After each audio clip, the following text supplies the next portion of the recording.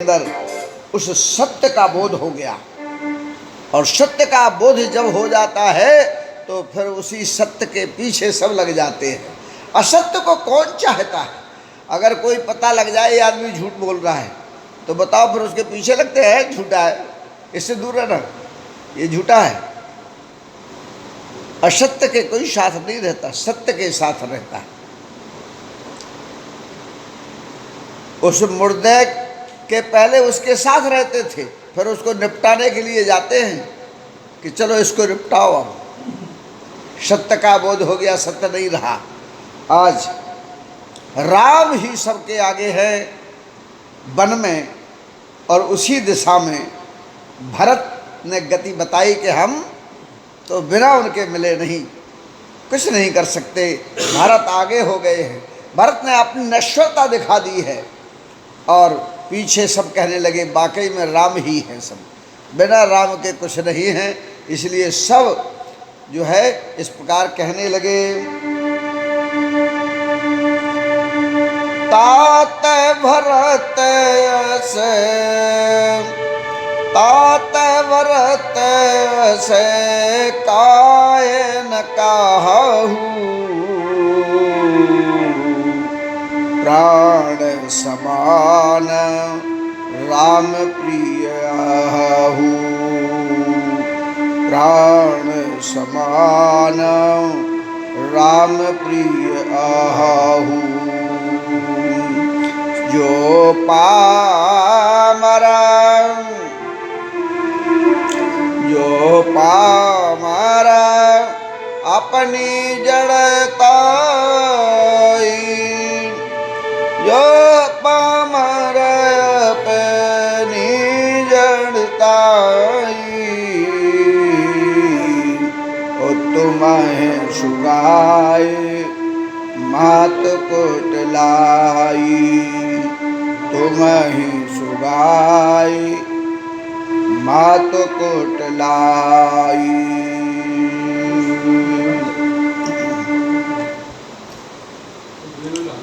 जब ज्ञान उत्पन्न हो जाता है, भक्ति पैदा हो जाती है, और भक्ति ज्ञान का यह संगम जब हो जाता है तो सत्य का दर्शन होने लगता है। और सत्य का जब दर्शन होने लगता है तो इस सृष्टि को समझने में, जानने में फिर देर नहीं लगती। आज वह सब के सब जान गए और समझ गए कि भरत क्या है और राम क्या है। भरत की सराहना तो इसलिए की जा रही है, हम और आप सब जानते हैं कि बिना अंतरात्मा के, बिना परमात्मा के ये पत्ता नहीं हिलता। लेकिन इसके बाद भी अगर कोई मिथ्या देह से भी कोई श्रेष्ठ कार्य अगर करता है तो उसको भी फूल माला से जो है सम्मानित करते हैं, शॉल श्रीफल से सम्मानित करते हैं, अखबारों में छापते हैं, उसको टीवी पर दिखाते हैं उसको, जो ऐसा श्रेष्ठ कार्य करे और श्रेष्ठता की ओर समाज को बढ़ाए और सत्य की ओर ले जाए। इसीलिए तो सत्य का बोध संत महात्मा कराते हैं। इसीलिए तो भारतीय संस्कृति, भारतीय सनातन धर्म संत की पूजा करते हैं। ये अलग बात है कि आज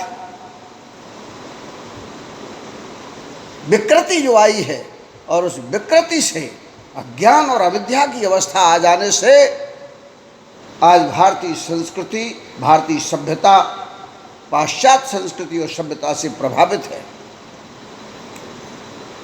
हमें अपनी भारतीय संस्कृति की ओर बढ़ना चाहिए। देखिए यहां पर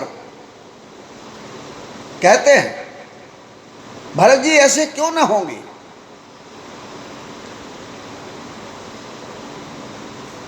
अब देखिए कर्म भरत ने किया सब, अभी भरत को सब कुछ कह रहे थे, लेकिन हमने आपको बताया जब सत्य बोध होता है तो फिर लगातार सत्य की ओर ही बढ़ता है आदमी। इसीलिए संत का चरण पकड़ लेता है केवल, शास्त्र का चरण पकड़ लेता है केवल, समाज से भी एक त्याग करके अपने घर परिवार को त्याग देता है। एक राष्ट्र नायक अपने संकुचित विचार को मिटाकर एक पूरे देश, एक संस्कृति, एक सभ्यता के लिए कार्य करता है, वो संत से महान होता है। भरत जी की महानता का भी वर्णन किया, लेकिन क्यों? जैसे वो श्रेष्ठ कृतित्व जो करने वाला है उसकी ओर ध्यान चला जाता है। करने वाले तो राम ही हैं, राम ही राम है सब में, भरत के भीतर राम ही है। इसलिए कह रहे हैं, अरे भरत ऐसा क्यों नहीं कहेंगे? भरत तो इसलिए कहेंगे, जैसे शरीर कब करता है? जब राम होते हैं शरीर में, तभी तो ये शरीर कुछ करता है। और अगर शरीर में राम नहीं तो ये क्या शरीर कुछ करेगा? अरे भरत आज जो कर रहे हैं, भरत जो कह रहे हैं, इसलिए कह रहे हैं कि भरत खुद भी तो राम को प्राणों से प्यारे हैं। राम जब तक इस शरीर में अपनी सत्ता को लाए तो फिर मिथ्या हो ही नहीं सकता, सत्य ही होगा। ब्रह्म सत्यम जगत मिथ्या। इसलिए जगत नहीं है, राम सत्य है, ब्रह्म है, प्राण के प्राण हैं। इसलिए प्राणों के समान भरत को चाहते हैं। इसलिए भरत की ये दिशा है। और जिस कार्य को राम कर रहे हो वो गलत नहीं हो सकता, वो पापमय नहीं हो सकता, अपमान में नहीं हो सकता। और जो अपनी जड़ता के कारण से, जड़ता का मतलब होता है कोई ये कहे कि मैंने तो अपने हाथों से काम किया, ये जड़ता है। जड़ माने पंच तत्व से निर्मित जो शरीर है, जिसमें चेतनात्मकता की गति को कमजोर कर दे, चाहे मन बुद्धि कुछ भी होता ना, हट कहते हैं, तो उससे दुख प्राप्त होता है, जड़ता आती है। ऐसे ही चेतनात्मकता की कमी हो जाए, कहते हैं अपनी जड़ता के कारण कोई पापवश, मूर्खतावश, भले ही कुटिलतावश भरत के लिए कुछ भी कहे कि भरत तुमने कुछ गलत किया, ऐसा हो ही नहीं सकता, है ही नहीं। तुम्हारी माता को कुटिलता का कारण बताए कोई कि माँ ने बड़ी कुटिलाई की है, अरे नहीं की है, क्योंकि सब करने वाले तो राम हैं। ऐसा दिव्य ज्ञान, ये है दिव्यता, ये सब के अंदर उत्पन्न हो गया। सोच और विचार के माध्यम से ही दिशा बदल जाती है। जो लोग संसार की ओर जाते हैं, गुरु लोग उनको भगवान की ओर इसी तरह ले जाते हैं। आज सब संसार का ही सोच रहे थे, अयोध्या के बारे में सोच रहे थे, राजपद के लिए सोच रहे थे, संसार की आज्ञाओं और नियम सिद्धांतों की बात सोच रहे थे। सबको बदल दिया भरत जी के उस उच्चतम विचार ने। और सब कहने लगे कुछ नहीं है, ना कोई पाप ना कोई पुण्य, जो कुछ करना कराते हैं सब ईश्वर कराता है। अपने सारे कर्मों को जो लोग भगवान के चरणों में समर्पित कर देते हैं, तो वहाँ ना कोई पाप है और ना कोई पुण्य है। इसलिए ऐसा कहने लगे सब। वे मूर्ख लोग 160 कोट के पुरों से समेता, बसाहे कल्प सत नरकन के ता, वसह कल्प सत नरकन के ता। अही आगे आवे गुण, अही आगे आवे गुण, मणि नहीं गही, अही आगे आवे गुण, मणि नहीं गही। ओ हरे गरल दुख दारद दहाई, हरे गरल दुख दारद दहाई। वे सभी लोग कहने लगे कि भरत जी, वे 60 माने वही 6 विकार, काम क्रोध लोभ मोह मत्सर अहंकार, ये 6 विकारों से युक्त लोग हैं। और ऐसे अगर तुम पर दोष दें और माता की कुटिलता को दोषी बताएं कि कैकेयी को, वे जड़ लोग, वे 60 लोग करोड़ों वर्षों तक अपने पुरखों के सहित नरक में निवास करेंगे। क्योंकि जो पुरखा हो गए हैं, उन पुरखों को कल्याण कौन कराएगा? अरे जो आगे के वंशज होंगे, और जब आगे के वंशज खुद ही नरक में चले जाएं, खुद ही नरकगामी दिशा बन जाए, तो पुरखों को तो विचारों को नरक में रहना ही। नहीं तो लोग ये कहेंगे कि फिर पुरखों को क्यों, ये लोग ऐसा क्यों कह रहे हैं, पुरखों के समेत क्यों कह रहे हैं, पुरखों ने क्या कर दिया। अरे आज कोई काम खराब करे तो पुरखा उसका फल भोगे क्या। लेकिन हाँ, उसमें एक सिद्धांत है। सिद्धांत ये है कि पुरखों ने तो पहले ही कर दिया खराब, इसलिए वो प्रेत योनि को पुरखा पितृ बन के बैठ गए, और उनका कल्याण तब होगा जब वो अगली पीढ़ी कुछ करे, भगवान का भक्त बन जाए, अगली पीढ़ी भगवत कर्म करे, तो पुरखों का कल्याण होता है, तो वो दिशा बनती है। जैसे भगवान के प्रेम से बाहर का शरीर भी चैतन्य हो गया, राममय हो गया, ऐसे ही जब पुरखों के मन बुद्धि जो आसक्त रहती है अपने वंशजों में, वे वंशज जब राम के प्रेम में, भक्ति के ज्ञान में हो जाएंगे, कर्मकांड में हो जाएंगे, तो वे पुरखा भी उसी में ज्वाइंट हैं, तो वो भी हो जाएंगे, और जैसे वो भगवत प्रेम में डूबेंगे वैसे ही उनका कल्याण हो जाएगा। इसलिए, और अगर वे भी नरकगामी अगली पीढ़ी हो गई, हाँ ठीक है, ठीक है, हाँ धन्यवाद जी। हाँ नहीं नहीं अवश्य जी जी, हाँ नहीं अवश्य अवश्य अवश्य नहीं अवश्य अवश्य आऊँगा मैं, है ना, हाँ जी की शादी है, आऊँगा मैं, आऊँगा जब खुश भगवान के पास मैं आऊँगा, हाँ मैं आऊँगा खुश भगवान। कहते हैं कि इस प्रकार से जो है जय हो 100 करोड़ वर्ष नरकगामी होंगे ऐसे लोग, जो लोग होते हैं ना काल है कर्म ईश्वर है मिथ्या दोष लगा, अरे उससे भी ऊपर सब लोग हैं, उसके ऊपर सबके ऊपर बैठे वही सब कर रहे हैं, इसलिए किसी को दोष लगाना ठीक नहीं है। कहते हैं संसार में ऐसा दिखता है, ये संसार द्वैत जगत है, इसमें अमृत है तो जहर भी है, लेकिन जिसका जो स्वरूप है, अगर वो अपने स्वरूप के ऐसे स्वरूप में रहे, अपने स्वरूप को कि जो अपरिवर्तनीय है, अपरिवर्तनीय कौन है, राम, चेतना, एनर्जी, ऊर्जा, शक्ति, जो लोग अपने स्वरूप को शक्तिमय रखते हैं, जो अपने स्वरूप को, अपने मन बुद्धि इंद्रियां किसी को तत्वमय रखते हैं, आत्मा, आत्म तत्व, ब्रह्म तत्व इनमें रखते हैं, तो ये सत्य है, तो वो भी सत्य से रहते हैं, चाहे कहीं बने रहे।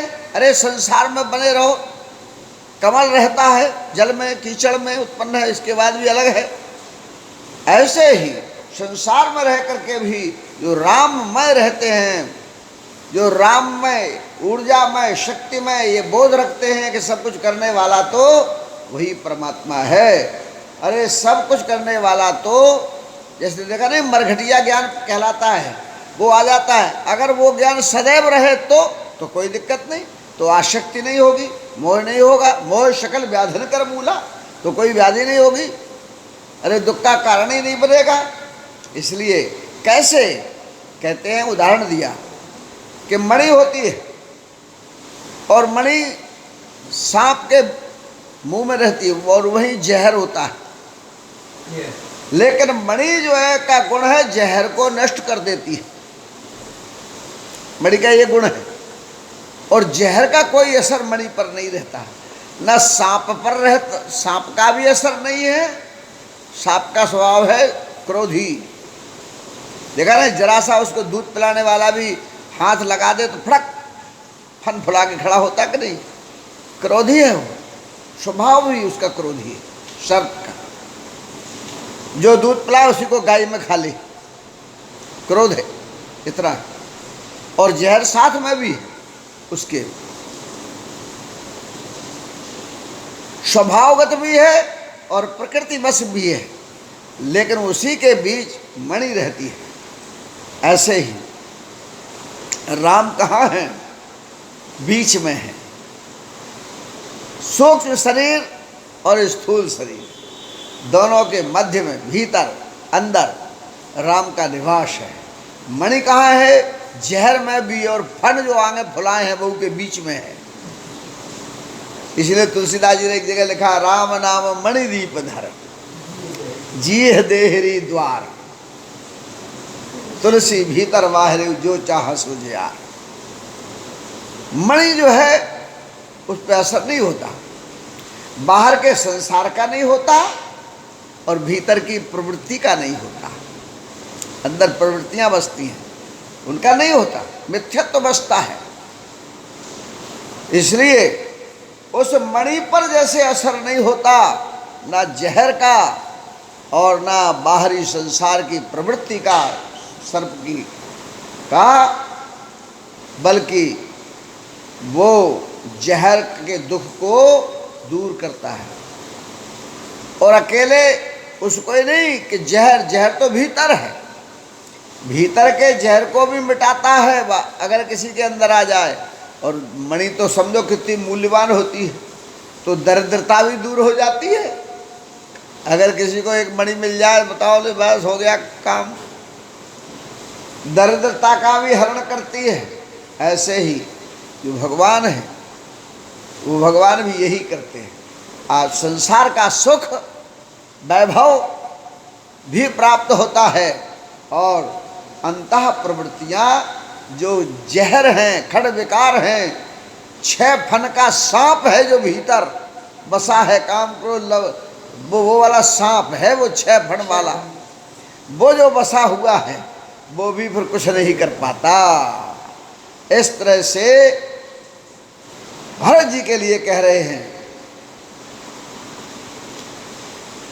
भरत जी की वाणी, भरत जी का आचरण, भरत जी की स्थिति इसी प्रकार है। इसलिए किसी को दोष देने की आवश्यकता नहीं है। अवश्य चलिया बन राम जहे, भरत मंत्र वल कीन, शोक सिल्ल बोड़त सवही,